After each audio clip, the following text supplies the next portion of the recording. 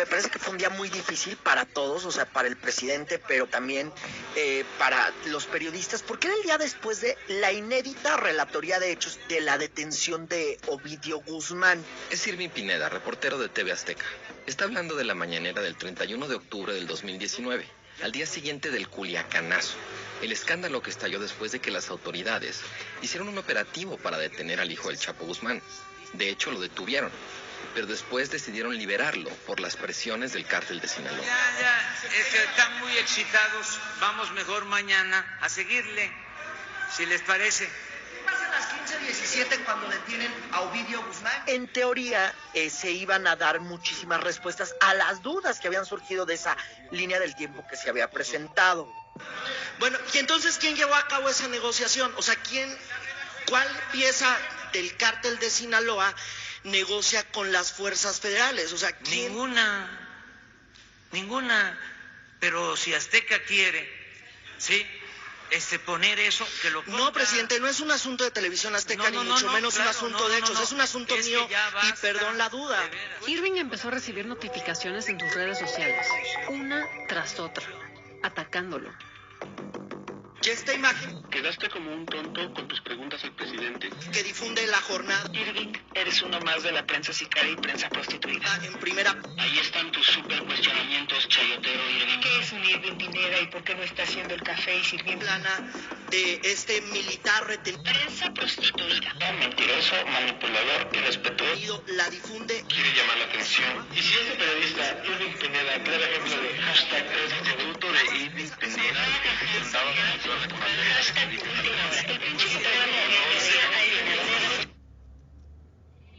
Se le fueron a Irving encima con todo, solo por hacer su trabajo como periodista. Pero, ¿quién es exactamente? ¿Hay tanta gente que de verdad odia a Irving? Las agresiones contra periodistas no son algo nuevo. Han formado parte de la historia de las relaciones entre la prensa y el poder en México, pues casi que desde siempre. Pero durante los últimos años se han vuelto más visibles y en cierto sentido más sofisticadas.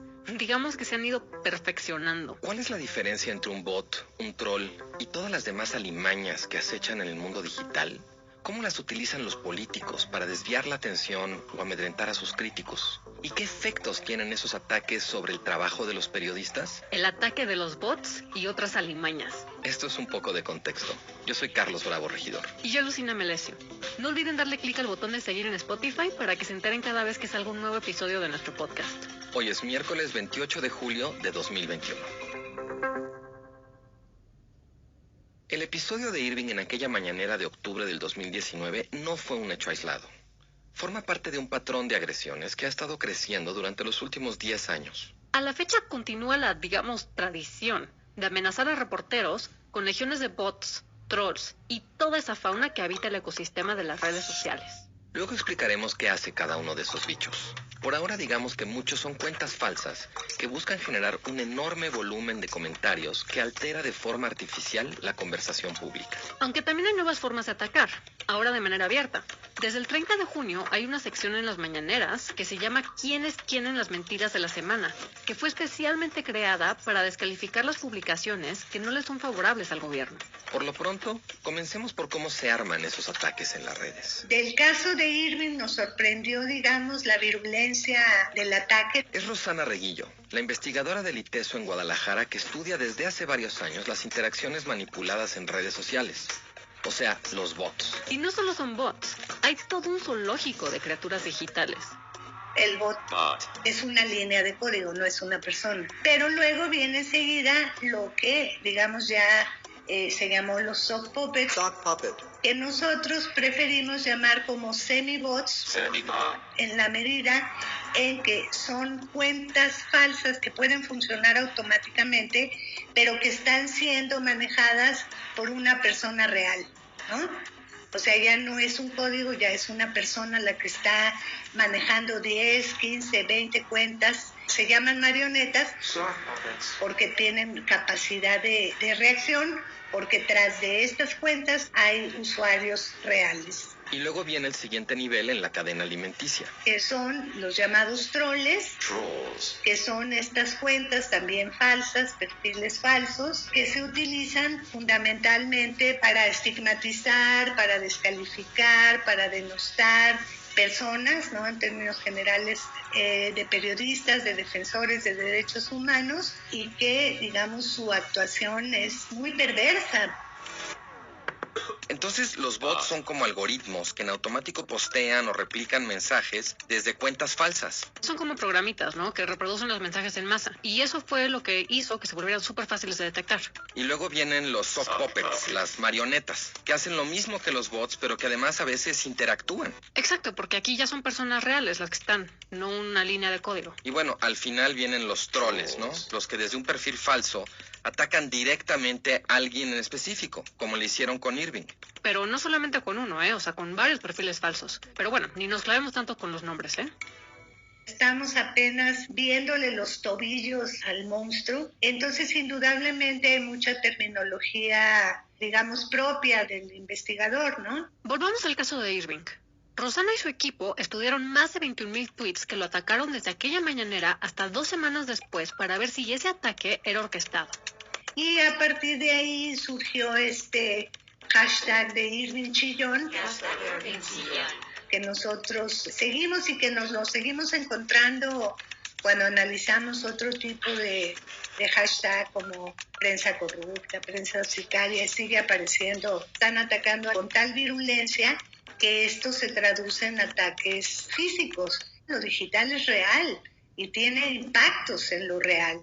Aunque claro, hay que recordar que los ataques digitales a la prensa y a los activistas para nada empezaron con este gobierno, sino muchos años antes. O sea, sí, de hecho tenemos antecedentes como análogos, ¿no? ¿Tú ubicarías alguna especie como de personaje que anticipara lo que ahora hacen los bots? ¿O eso sí te parecería una novedad de la plataforma que representan las redes sociales? Me parece que se solían desplazar más bien en la plaza pública, antes que en los impresos. Es Claudio Lobnitz, historiador y antropólogo de la Universidad de Columbia en Nueva York. Es decir, cuando ves, digamos, la parte de la democracia que pasa por la calle y no por la discusión de información a través de medios, ahí siempre hubo eso, ¿no? Acarreados, gente contratadas para golpeadores, contratadas para intimidar a algún orador, ¿verdad? Ese tipo de política en la calle me parece parecida a lo de los bots, aunque con la dificultad de que la parte de la calle sí pasa por cuerpos de personas que tienen que ponerse ahí, mientras que el bot pues se puede multiplicar, ¿no? Una infinidad de veces simplemente con un poquito de dinero. El anonimato en las redes sociales crea una especie de licencia que le permite a las personas ser más agresivas de lo que serían si tuvieran que dar la cara. Sí, sobre todo si son personajes inventados para eso. Y bueno, pues eso nos trae a las innovaciones del siglo XXI, ahora sí que de México para el mundo. Irán y México son los dos países pioneros, y México es como el más avanzado en esos temas. Alberto Escorsi es especialista en tendencias de internet y redes sociales, y también es activista contra la tecnocensura. Sí, todo comenzó en realidad en 2006, una de las elecciones donde perdió López Obrador. Entonces ahí nacieron unos blogs y unos foros de opinión, donde los que los crearon son los que ahorita dirigen la mayoría de grupos de bots y trolls en México, tanto de izquierda y tanto de derecha. Entonces en esta batalla de blogs y de foros de opinión, por esa época entró Twitter, y de los foros escalaron esas cuentas de Twitter, y ahí nacieron los primeros, que son estos bots, digamos, conservadores, y la red AMLO, la famosa red AMLO, ahí nació también. Entonces nacieron como una copia unos de los otros para atacarse entre sí, y son los que ahora dominan la conversación. Y ya en la campaña de 2012, cuando se volvieron a enfrentar, fue cuando llegaron para quedarse los grupos de bots, pero ahí nacieron los peñabots, estos enormes salones donde había cientos de tuiteros obedeciendo las órdenes de una persona. Ok, entonces los peñabots se inventaron en el contexto de la campaña presidencial del 2012 para generar contenido que desviara la atención de otro contenido problemático o indeseable para los políticos o empresarios que los patrocinaban. Por ejemplo, si hay hashtags denunciando impunidad o corrupción, los bots y los trolls pueden, digamos, ahogarlos creando otros hashtags que crezcan más rápido. como los de Feliz Lunes o alguna consigna de odio que siempre desata discusiones como los en la América son putos. Y así es como los hashtags incómodos dejan de ser tendencia. Para saber qué tipo de intereses están detrás de esto, le preguntamos a Alberto quién tiene dinero para montar estos centros. Esto existe porque es un enorme negocio. Si tienen para establecer centros así, es porque es una industria y porque es multimillonaria. Por favor, a ver si pueden guardar silencio. Estamos a punto de que inicie el debate a la presidencia de la República. Este audio lo tomamos de un video que apareció en YouTube el 7 de mayo de 2012. Los medios lo consignaron precisamente como un video de una granja de peñabots, en el que, según Aristegui Noticias, se muestra cómo le dan línea a los bots del PRI en el debate. Estamos ahorita pasando en un momento de crisis. El video fue grabado en lo que parece un auditorio repleto de personas, varias de ellas sentadas frente a mesas con computadoras, escuchando al hombre que les da instrucciones desde el podio. Tenemos dos hashtags negativos en contra que hay que darle la vuelta de inmediato. Entonces, por favor, todos sigan la línea de sus coordinadores. Hay que ponernos a tuitear todos al mismo tiempo usando el hashtag Es Momento de México. Y hay que darle retweet al del candidato. Su cuenta es @mbn, por si alguien no lo sabe. Entonces, venga equipo, vamos a ponernos a chambear durísimo, vamos a darle con todo. En aquel entonces, Univisión reportó que identificaron 260 cuentas de Twitter que publicaron mensajes prefabricados enviados al mismo tiempo. ¿Cómo fue que escuchaste que haya granjas de bots, o sea, tal cual, líneas de gente que se dedica a mover temas y así? Porque suena como de película de ciencia ficción, ¿no? Sí, al principio pensaban que yo estaba loco cuando decía este tipo de cosas. Hasta apenas 2013, cuando periodistas empezaron a dar cuenta que esto existía, pero me enteré porque me intentaron reclutar en 2 grupos y luego, como de pronto luego doy clases en universidades, muchos de los alumnos me terminaban confesando que trabajaban para estas agencias, entonces me pasaban direcciones, cuánto les pagaban y luego yo hacía la verificación. Y sí encontré algunos call centers, sobre todo ahí por la plaza del Monumento a la Revolución o en Reforma, que es donde estaban los más grandes. Pues veías entrar a un montón de chavos que trabajaban en esos lugares y literalmente les pedían, 500 tweets al día. Pero a finales de septiembre de 2014, todo cambió.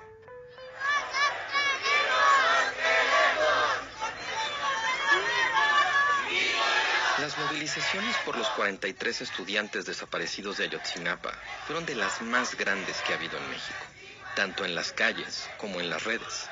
El descontento social era incontenible. Tanto que, por ejemplo, el trending topic Ya me cansé duró casi un mes y tuvo 8 millones de tweets. Esta frase, Ya me cansé, se acuñó como grito de batalla porque fue la que usó el entonces procurador Murillo Karam para terminar abruptamente una conferencia de prensa sobre los 43. La manifestación de esas protestas en redes sociales rebasó la capacidad que tenían los bots y semibots para tratar de desviar la conversación.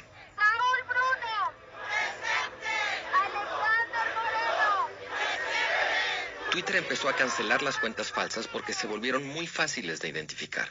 Pero eso, eventualmente, los obligó a evolucionar.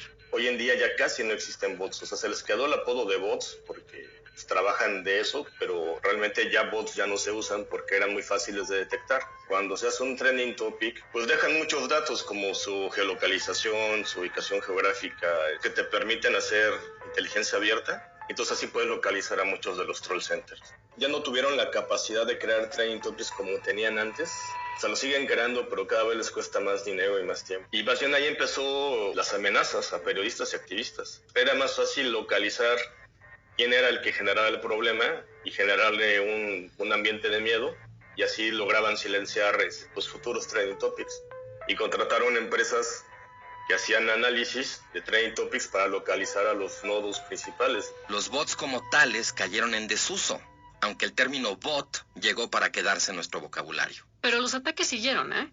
Ya no como resultado de líneas de código programadas para generar contenidos, sino a través de personas, con objetivos más focalizados contra voces o grupos específicos. Claro, si el negocio es tan atractivo y la tecnología ya está ahí... Sí, esto no es ciencia ficción. Y si alguien sabe cómo hacer esos análisis de redes y diseñar estrategias efectivas, es Yannick. Él se dedicó justo a eso durante años y decidió hablar por primera vez de su participación en estas campañas con nosotros. Me llamo Yannick Pérez Berti y soy estratega digital. Me dedico a las redes sociales y a desarrollar estrategias para portales y redes sociales. Que he asesorado prácticamente a todos los partidos políticos. ¿Todos los partidos lo usan? Me refería a los bots, trolls y demás fauna de redes sociales que usan para manipular. Todos los partidos lo usan en alguna medida. Yannick dice que ha manejado las estrategias de redes sociales para los equipos de Polímnia Romana, Alejandra Barrales, Mikel Arriola y hasta de Claudia Sheinbaum. Dijo que aceptó platicar con nosotros porque este uso de bots no es la manera en la que me gusta trabajar y no creo que me beneficie de ninguna manera hacerle daño a las personas. Y decidí que no quería hacer eso y que me gustaría contrarrestarlo. Mi chamba y parte también de la idea de aceptar esta conversación es que la gente sepa que existe esto, ¿no? Está súper generalizado su uso y se usa para todo. Yannick también nos contó cómo funcionan esas campañas por dentro. La verdad es más sencillo de lo que la gente cree, ¿no? O sea, no es así tan conspiración y es tan simple como, por ejemplo, a los diputados o a las empresas, los funcionarios, a alguien se le ocurre como necesitamos que la gente no se enoje por el aumento del metro en la Ciudad de México, ¿no? Entonces, o sea, la gente se va a enojar. Entonces, lo primero que pasa es que alguien dice, pues necesitamos distraer o necesitamos señalarle a las personas contrapuntos, ¿no? Necesitamos que la gente se compre una idea y piense que está bien que suba el precio del metro en la Ciudad de México o que no le importe o que culpen a otros, ¿no? Que se culpen entre ellos, ¿no? Entonces se pone una serie de objetivos, ¿no? Que es lo que necesitamos. Se lo pide el funcionario, el diputado o quien sea, va y tal cual se lo pide a su asesor. El asesor, dependiendo de su experiencia con redes sociales, pues desarrolla una estrategia. O sea, realmente es una industria. Un servicio para manipular las redes según las distintas necesidades de los clientes. Yannick nos comparó esas estrategias con un juego de Risk. Por ejemplo, en el caso de campañas políticas, cuando me ha tocado a mí ser responsable de la estrategia en redes sociales de algún candidato, pues haces tu estrategia, ¿no? Dices, tengo estas cuentas, tengo estos círculos de cuentas reales y de cuentas falsas. Tienes así como tal cual, haces como tu estrategia como si fuera Risk, ¿no? Y colocas tus tropas en distintos lados y sabes qué frentes vas a dar y qué personas van a responder a qué y cuando necesites automatizar mensajes desde qué cuentas van a salir. Y cuando empieza la batalla, luego identificas quién es la persona que está del otro lado y cuál es su estrategia, a qué le están apostando, qué mensaje están repitiendo, ¿no? Ellos quieren decir que tu candidato es un radical, ellos quieren decir que tu candidato se cambió de partido y por ahí te van a atacar. Y pues es evidente porque uno sabe que existen esas cuentas automatizadas, porque uno sabe que la organización espontánea en redes sociales no existe, ¿no? No es así como de que, de repente todos, sí, cierto, estamos de acuerdo, vamos a... No es cierto, no pasa eso. En resumen, orquestar ataques en redes sociales es mucho más simple de lo que imaginamos. Y la artillería que utilizan nace, crece y se reproduce, se va adaptando. Porque además de los bots, semibots y troles, Rosana se dio cuenta de que en el ciberespacio también tienen la costumbre de revivir a los muertitos. ¡Está vivo! ¡Está vivo! Y una más reciente que hemos descubierto es lo que llamamos cuentas golem, ¿no? Para aludir justamente al monstruo creado de barro que responde y que es muy agresivo, pero que puede ser destruido muy fácilmente. Son cuentas durmientes que pueden estar ahí desde el 2012 y las habías podido utilizar para vender libros o para vender productos orgánicos y de pronto las reviven para convertirlas en cuentas de ataque. Entonces les llamamos golem en una metáfora casi bíblica para hacer alusión de que a estas cuentas no les importa ser penalizadas por Twitter, por el propio Facebook. Son cuentas sacrificables, ¿no? Que se deshacen, son de barro, pero son de las más agresivas. Y ya para rematar, otro espécimen que es clave. Y luego hay otra categoría, ¿no? También estas son gente real, pero indudablemente con perfiles falsos, que en los estudios que hacemos les llamamos maestros de ceremonias, Master of Ceremony, que es una categoría que tomamos también metafóricamente del rap. el maestro de ceremonias es el que capta como el ambiente, ¿no?, de la discusión, como el debate, y pone la tónica y pone la narrativa, que luego va a ser reproducida por los bots, por los sock puppets y por los troles, ¿no? Entonces los golems son cuentas que estaban inactivas o que por un tiempo pueden haberse dedicado a otra cosa, pero que de pronto reviven para interactuar muy agresivamente, al punto incluso de que Twitter o Facebook pueden sancionarlas. Y por último están los maestros de ceremonias, las cuentas que van captando cómo está el campo de batalla, marcan pautas y dirigen los ataques de las demás. Y es justo la dinámica que Rosana ha detectado en las mañaneras, con patrones muy establecidos. Digamos, en términos generales, ¿cómo funciona? En la mañanera se señala a periodistas, ¿no?, o se señala a medios, y entonces se dice que son pasquines inmundos y que los periodistas no son periodistas, sino que eran actores de poder, bla, bla, bla. El prostituto de Irving Pineda, chayotero Irving Pineda, con dinero baila el perro. Se deja sentada la narrativa, ¿no?, que es una narrativa muy agresiva, y acto seguido, digamos, hacia las 8 o 9 de la mañana, empiezan a crecer justamente estas tendencias contra Nexos, contra Aguilar Camín. Se refiere a la revista Nexos y a su director, porque ellos fueron atacados después de una mañanera. Etcétera, ¿no? Entonces, se crecen estos hashtags. Si el tema es muy fuerte, sigue creciendo hacia la 1 de la tarde, antes de que entren los noticieros nacionales, y luego queda puesto por los maestros de ceremonia en la noche, ¿no? Entonces hay toda una estrategia que replica los dichos del presidente, aunque él diga que ellos no son. Pero Alberto nos dijo que al menos en el caso de Twitter, lo que les falta son incentivos para mantener esos ataques a raya de forma permanente. Porque si borran a todos los bots, si andan borrando como el 20% de usuarios de Twitter, y con los accionistas sería un escándalo. Yo creo que eso es la verdadera razón.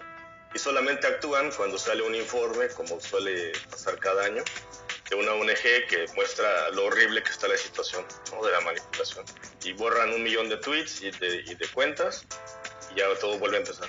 Twitter México declinó darnos una entrevista, pero lo que dijo Alberto fue justo lo que pasó en enero de este año.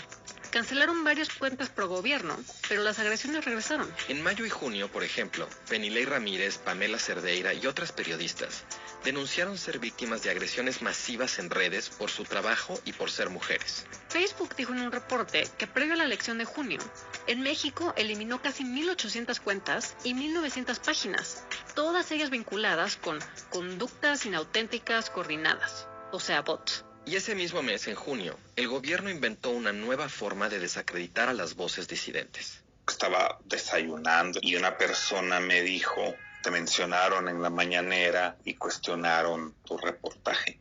Es Emilio Godoy, un periodista independiente. Empecé a revisar la información que había aparecido, lo que había dicho López Obrador y las referencias a mi trabajo. Lo atacaron porque el 26 de junio, Emilio publicó un reportaje en El País sobre el mal manejo de residuos radioactivos en la planta nuclear de Laguna Verde, en Veracruz, que es responsabilidad de la Comisión Federal de Electricidad, la CFE. Empecé a publicar investigaciones sobre Laguna Verde en marzo aproximadamente de 2019. CFE no se ha cansado de tildarme de mentiroso, ignorante, amarillista, exagerado, sin desmentirme y sin presentar evidencias de lo que ellos afirman. Yo puedo demostrar lo que he dicho de Laguna Verde porque me he basado en documentos oficiales generados por la propia CFE y por el regulador nuclear. No es información que me he inventado, son sus propios documentos. Y entonces esta situación llega a un grado de surrealismo en el cual el gobierno niega su propia información. Emilio dice que lo que es falso es lo que dijo el gobierno, no su reportaje. Los argumentos de la encargada de la sección del quién es quién en las mentiras de la semana, Ana Elizabeth García, fueron: los dueños del periódico El País son empresas beneficiadas del régimen anterior en México, salinistas, etcétera, y ellos publican esto: el exceso de basura radiactiva acecha la central nuclear de Laguna Verde. Bueno, la nota es de Emilio Godoy. Lo que tenemos que decir es: de esta nota se publicaron 12 versiones. 12 versiones de la misma nota, con el mismo contenido, sin consultar al gobierno de México o pedirle su versión. Pero Emilio asegura que él sí intentó hablar con el gobierno y nunca le contestaron. CFE no había respondido a mi consulta. Busco a CFE, no responde, pero cuando aparece la investigación entonces dan su punto de vista. Para este episodio solicitamos una entrevista con el equipo de presidencia, pero tampoco nos contestaron. Le preguntamos a Emilio qué sintió después de ser descalificado en la mañanera. Un poco de sorpresa. Yo había escuchado algo de la nueva sección y me causó un poco de gracia, pero me molestó un poco porque es evidente que este gobierno es capaz de decir cualquier cosa y que realmente no tiene argumentos. Según Claudio, el historiador, este tipo de estrategias hacen que el público ya no pueda distinguir qué es real y qué es falso. Tengo la impresión de que en la medida en que los bots y esta clase de intervención orientada a agredir a personajes porque hablan de verdades que son incómodas para tal o cual político, en la medida en que eso se multiplica, empieza a relativizarse el consenso en torno de lo real. Y esta clase de división, a veces incluso polarización, visiones binarias entradas respecto de lo que es real y lo que no lo es, me parece que son un efecto característico de esta situación y que tendía a ser mucho más acotada en la época en que dominaba un periodismo previa a estas redes sociales. Es el fenómeno conocido como posverdad, y que a diferencia de la propaganda clásica, no se trata tanto de imponer una verdad oficial, sino más bien de hacer que la verdad se vuelva irrelevante. La falta de piso que viene con la eliminación de lo real y la eliminación de la verdad, digamos. Me parece que llevado al extremo o a sus consecuencias, cualquier política que se base en negar lo real o negar la verdad, termina al final en una política autoritaria. No es posible una política democrática que niegue un piso común de verdad. Todo esto tiene realmente un potencial destructor de los valores, digamos, de la democracia liberal brutales, y tienen un potencial hacia alguna forma totalitaria o no, pero se me ocurre que quizás sí. Todas estas agresiones, desde las redes o las mañaneras, son parte de un contexto de hostilidad más amplio. El gobierno prácticamente no aplica ninguna medida que pareciera indicar algún interés de revertir este patrón de violencia contra periodistas y defensores. Es Leopoldo Maldonado, el director de la Oficina Regional para México y Centroamérica de Artículo 19, una de las organizaciones civiles que más trabajo ha hecho para denunciar la violencia contra periodistas y que también ha sido atacada por el gobierno. Y ese organismo 19, Artículo 19, está apoyado por el extranjero. Pero además, toda la gente que tiene que ver con Artículo 19 pertenece al movimiento conservador. Según las cifras más recientes de Artículo 19, el año 2020 fue el más violento del que se tiene registro en términos de ataques contra la prensa. Hubo 692 agresiones contra periodistas. Esto es 14% más que en 2019 y equivale a un ataque cada 13 horas. En lo que va de este sexenio, han asesinado a 43 periodistas y a 68 personas defensoras de derechos humanos, según el más reciente boletín de la CEGOP de mediados de julio. Entonces, sí es preocupante la tendencia, sí es a la alza. El discurso presidencial no abona a disminuir la violencia, al contrario, puede tener un factor de agudización. Sí se genera un ambiente de mayor permisividad.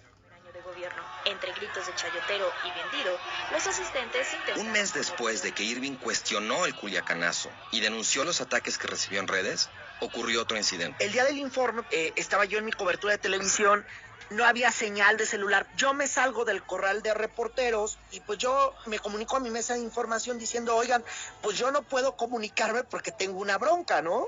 De repente una señora me empieza a decir chayotero, él es Irving Pineda, el que insulta al presidente.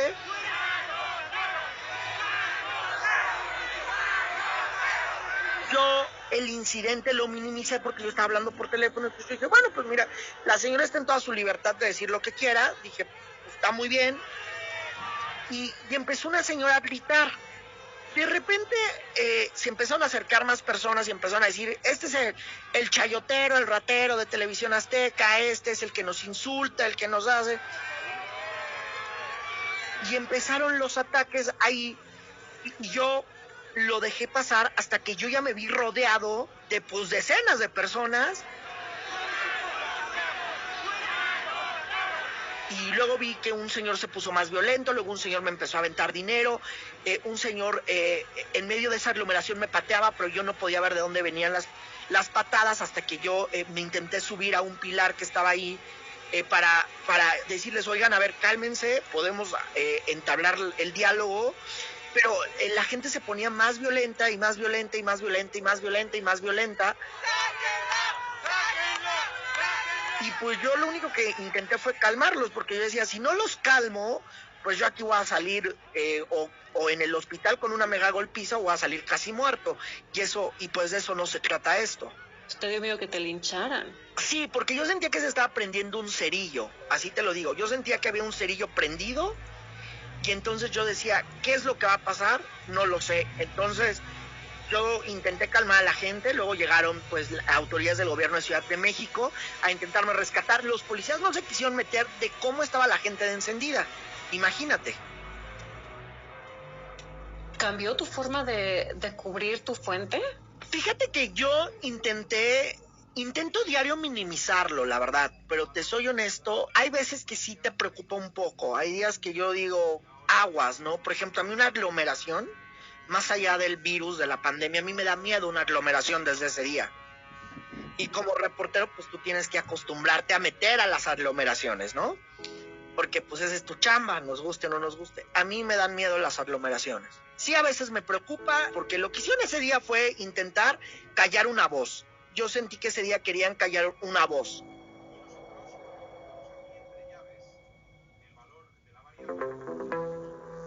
Esto fue un poco de contexto. Yo soy Carlos Bravo Regidor.